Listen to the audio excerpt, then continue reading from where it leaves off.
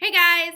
So far we've been working with radicals. So our radicals look like this. We have, say, the square root of x, or we have the cube root of x. And then we even extended it further and we said, let's look at the fourth root of x. Well, sometimes we don't just have square root, cube root, or fourth root, we have fractions. It's going to look a little bit different. So we're going to talk about today how we rewrite and we look from one to the other. So the cool thing is here, remember, when there's no number out front, we're safe to assume that that's a 2. And then my x, or my entire thing, has this implied power of 1. So my square root is actually equal or equivalent to the statement x to the 1/2.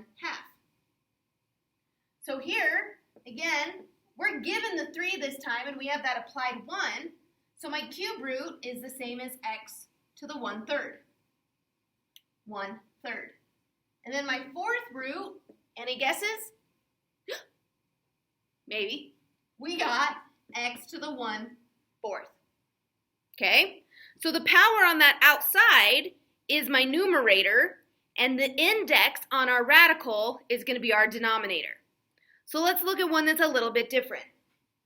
So let's combine and say we have the cube root of x that's being raised to the 4th. Just in case you see this written differently, this is the same as the cube root of x to the 4th. These mean the same thing. Sometimes one is easier than the other, but we'll talk about that if you have major questions. So here I have the cube root of x to the 4th, which is the same as cube root of x to the 4th. The cube, that's my denominator. So that's going to go in the denominator here. And then 4 is my power. So the cube root of x to the 4th is the same as x to the 4/3. All right, let's have you try one. Let's do the square root of x to the 5th. And again, this is the same as the square root of x to the 5th. Your root is your denominator, so we're going to have x, the denominator is going to be 2, and then the power is the numerator, so we're going to get x to the 5/2.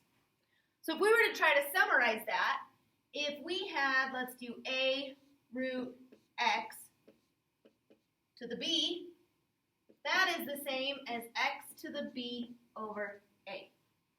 And that's going to work every time, all the time. And it actually works in both directions. So here, we were rewriting a radical as a rational exponent. That's my title here. Rational exponent. A rational number can be written as a fraction. So when I say a rational exponent, that's just saying a fraction exponent. In this case, 5/2. Okay? So we rewrote our radicals as rational exponents. Well, what happens if I have a rational exponent and I need to rewrite it as a radical? We're just going to go in the other direction here. So let's say we have x to the 7/9. I don't know, x to the 7/9. Remember, the 9, the denominator, is our root. So that's the 9th root of x to the 7th. And that's it. We could also write that as 9 root x to the 7th. Either or, I'm accepting it, it works. I just want you to be familiar with seeing both. So let's do another. Let's do x to the 4/7. 7 apparently is on my brain today. X to the 4/7. The 7, that becomes our root. So 7 root x. And the numerator, the 4, is our power, like this. And again, 7 root x to the 4th.